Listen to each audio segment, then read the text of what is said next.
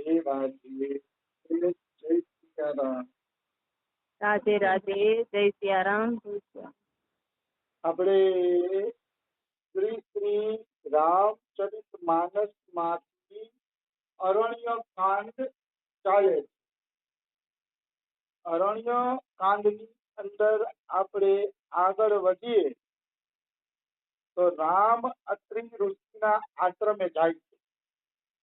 અને અત્રિ ઋષિના આશ્રમમાં ગયા એટલે અત્રિ ઋષિએ સામેથી રામનું સ્વાગત કર્યું છે અને આશ્રમની અંદર લઈ આવ્યા છે. બે જણા સ્વાગત કરી અને બે જણાને આશ્રમની અંદર લઈ આવ્યા. પછી શું કહે છે? કરી પૂજા કહી વચન સુહાય, દિયે મૂલ ફલ પ્રભુ મન ભાય. પછી પૂજા કરી હતી અત્રિ ઋષિએ અને પછી મીઠા વચન દ્વારા સ્વાગત કર્યું કે તમારું સ્વાગત છે, તમે પધારો, તમે આવ્યા તો અમને ગમ્યું.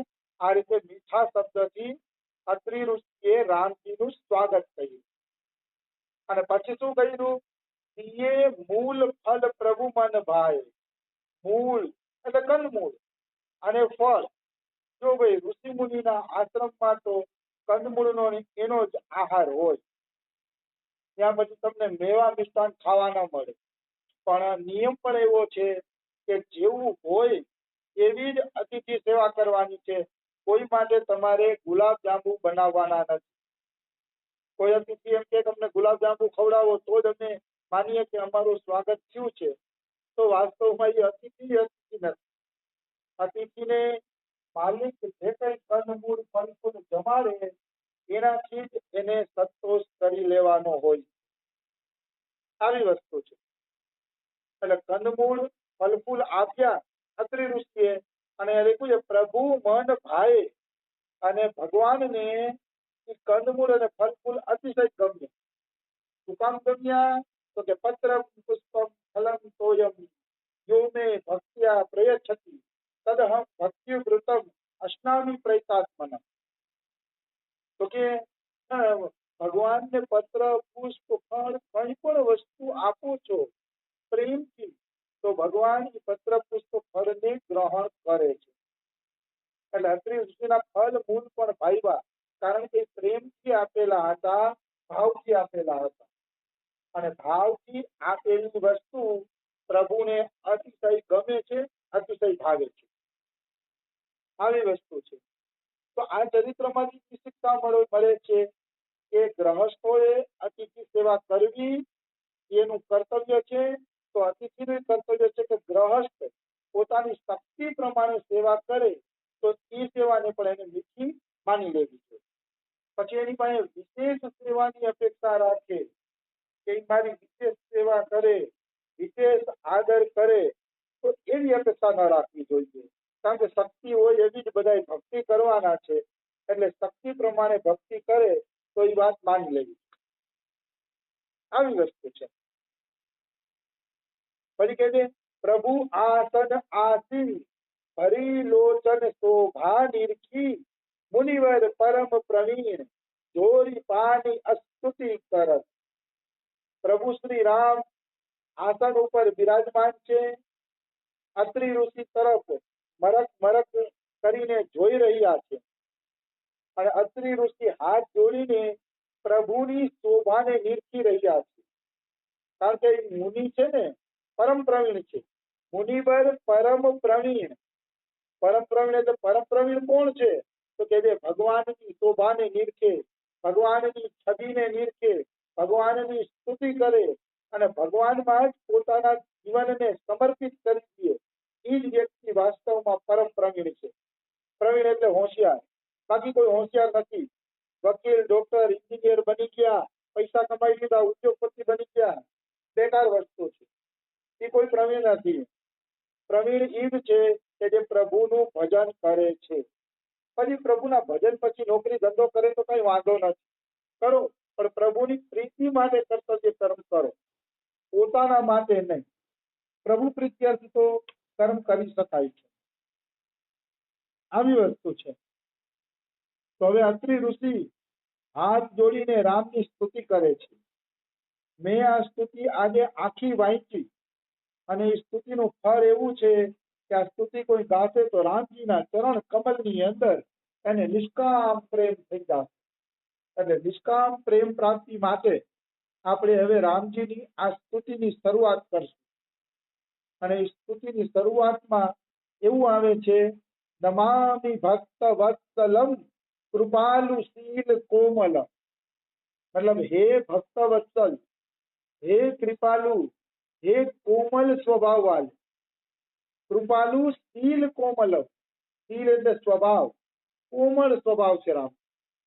આમાં ત્રણ વિશેષણ આપ્યા રામજીને. રામ ભક્ત વત્સલ છે, કૃપાળુ છે અને કોમળ સ્વભાવ વાળા છે. તો ભક્ત વત્સલ નું ઉદાહરણ શું આપી શકાય? તો કે ભક્ત વત્સલ નું ઉદાહરણ એ આપી શકાય કે રામે સુગ્રીવને મિત્ર બનાવ્યા. મિત્ર બનાવ્યા પછી સુગ્રીવ રામનું કામ ભૂલી ગયા. રામનું કામ ભૂલી ગયા ને તો લક્ષ્મણ ક્રોધ કરીને જાય છે, હમણાં સુગ્રીવને પૂરો કરી નાખે. ત્યારે રામ એમ કે છે, ભય દેખાય લજ આવહુ તાત સખા સુગ્રીવ. આ છે ભક્ત વત્સલતા. રામ એમ કે મેં એને મિત્ર કીધો છે, એ મારો ભક્ત છે, એટલે હવે એને મરાય નહીં, પણ એને પ્રેમથી કોમળતાથી સમજાવીને આપણે પાછો લઈ આવવો જોઈએ. આને કહેવાય ભક્ત વત્સલ, કે એકવાર ભક્તનો સ્વીકાર કરે પછી ભક્તને ક્યારેય છોડે નહીં, નિશ્ચિત ક્યારેય છોડે નહીં. એમાં કોઈ એટલે કોઈ પણ પ્રકારની શંકા નથી. બીજું છે હે કૃપાલુ. રામ છે ને કૃપાલુ છે. એમાં મેં સુગ્રીવનું ઉદાહરણ કીધું, એ કૃપાલુમાં લઈ શકાય કે રામ કેવા કૃપાળુ છે કે સુગ્રીવ કામ ભૂલી ગયા તો સુગ્રીવને દંડ ન દીધો. આજે કૃપાળુનું લક્ષણ. અને કોમળ સ્વભાવના છે.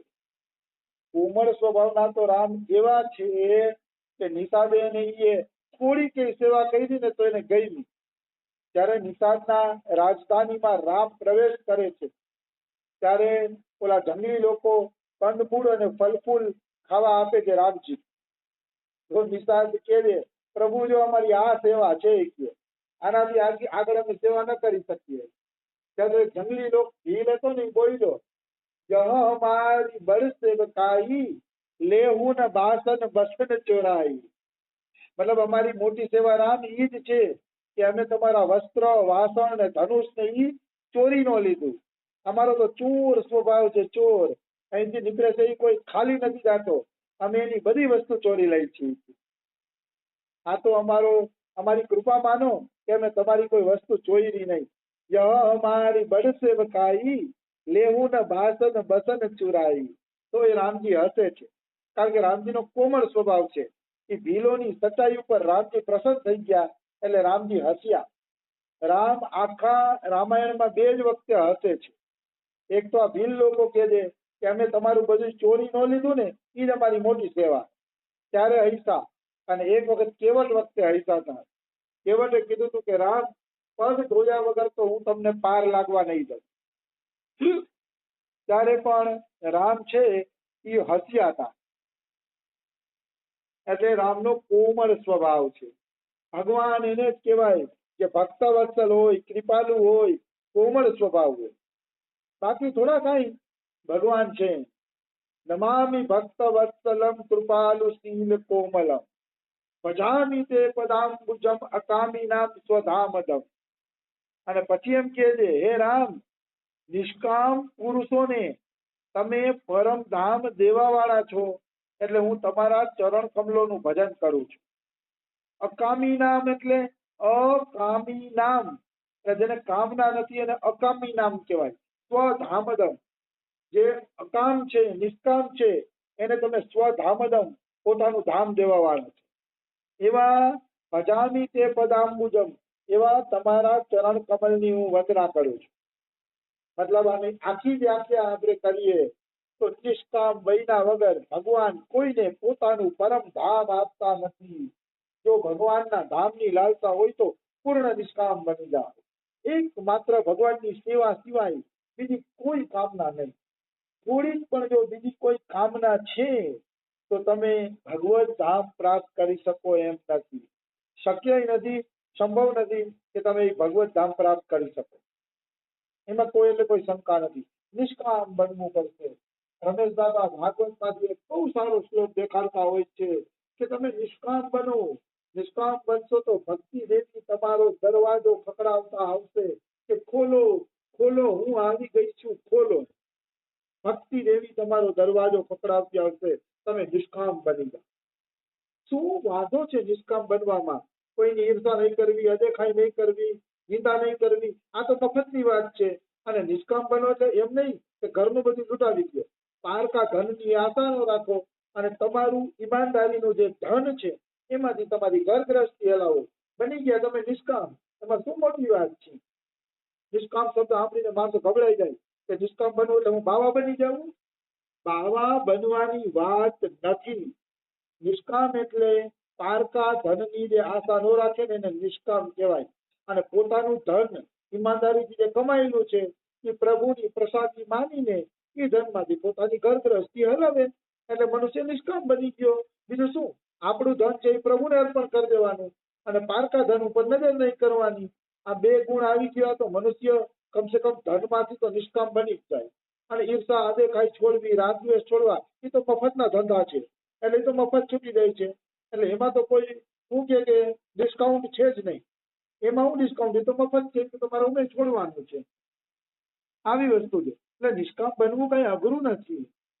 જે છે એમાં સંતોષ રાખે એ માણસ બહુ ઝડપથી નિષ્કામ બની શકે. બિનુ સંતોષ ન કામ નસાહી, કામ અછત સુખ સપને હું નાહી. રામાયણમાં કીધું છે સંતોષ વગર કામ જાતો નથી અને કામ ગયા વગર મનુષ્ય છે ને સપનામાં સુખ પામતો નથી. કામનાઓને છોડો તો તમને સાચું સુખ મળશે. નિર્મમો નિરહંકાર સ્વશાંતિમાં અધિગચ્છત. બીજા અધ્યાયનો લગભગ 70મો શ્લોક છે. 70મો ભક્તના લક્ષણ આપ્યા છે, સ્થિત પ્રજ્ઞના લક્ષણ. એમાં શ્લોક છે નિર્મમો નિરહંકાર સ્વશાંતિમાં અધિગચ્છતિ. જે નિર્મમ અને મમતા વગરનો થઈ ગયો છે એ વ્યક્તિ શાંતિને પ્રાપ્ત કરી લે. એને પછી કોઈની કોઈ તકલીફ રહેશે નહીં. સદાય માટે એની શાંત અવસ્થા બની જશે. એટલે નિષ્કામ વ્યક્તિને ભગવાન પોતાનું પરમ ધામ આપે છે. શું કામ? આનું કારણ શું? તો કે ભાઈ નિષ્કામ વ્યક્તિને રામ જો ધામ ન આપે ને, આપણા જેવા કામના વાળાને ધામ આપે ને તો રામની સંપત્તિ આપણે ચોરી લઈને એવા છીએ. આપણે આ કઈ મનુષ્ય ઓછો થોડો છે. રામની સંપત્તિમાં નજર નાખે ચાલો રામને હટાડીને અમે રાજા બની જાય એવા. એટલે ભગવાન નિષ્કામને જ એમાં પ્રવેશ આપે છે તાકે એ રામની સેવાનું સુખ લઈ શકે અને બીજી કોઈ એની કામના ન હોય. એટલે ભગવાન નિષ્કામ ભક્તોને જ પોતાના માને છે અને નિષ્કામ ભક્ત જ પ્રભુની પ્રાપ્તિ કરી શકે છે. રમેશ બાબાને કોઈ પૂછ્યું કે ગીતાજીને એક જ શબ્દમાં આપણે ઓળખવી હોય તો શું, કેવી રીતે ઓળખી શકાય? એક જ શબ્દ. તો બાબા કે ગીતાજીને એક જ શબ્દમાં ઓળખવી હોય, જો આખી ગીતાજી તમારે ન વાંચવી હોય, આખી ગીતાજીનું મંથન ન કરવું હોય અને એક જ શબ્દમાં જો ગીતાજીને ઓળખવી હોય તો એ એક શબ્દ છે નિષ્કામ કર્મયોગ. નિષ્કામ બનીને કર્મ કરી રાખો. કર્મ માને ભજન. એવું નહીં કે સંસારના કામ કરી રાખે. સંસારના કારણે સંસારના કામ કરવાના, બાકીના સમયમાં ભજન કરવાનું. પાનના ગલે જઈને ગપ્પો નહીં મારવાનો. આવી વસ્તુ છે.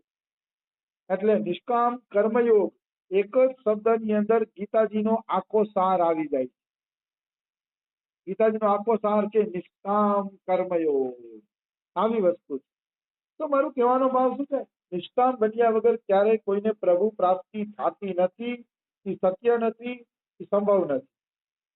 એમાં કોઈ એટલે કોઈ શંકા નથી. એટલે નિષ્કામ બનો. નિષ્કામતા તો બહુ મીઠી છે. હું તો કહું સકામતામાં આપણી પરેશાની છે. ઓલું જોઈશું, ઓલું જોઈશું, ઓલું જોઈશું તો મન કેટલું બળતું હોય કે આ બધું ક્યારે મળશે. કોઈને મોબાઈલ જોતો હોય તો બળતરા, કોઈને ગાડી જોતી હોય તો બળતરા. જેટલી કામના વધશે તે બળતરા વધશે. નિષ્કામ બનવામાં શાંતિ મળે છે. તો એ નિષ્કામ બનવામાં માણસોને શું બોજ આવે છે ને, મને તો એ જ ખબર પડતી નથી. નિષ્કામ બનો. ભલે હું વાતો કરું છું, હું એમ નથી કહેતો કે હું પૂરે પહોંચી ગયો છું, પણ ઘણે અંશે આ બધું સમજાય છે. આવી વસ્તુ છે. તો સમય થઈ ગયો છે. રામજીની સ્તુતિ આપણે કાલે આગળ લઈ લઈશું. રાધે રાધે. જય સિયારામ.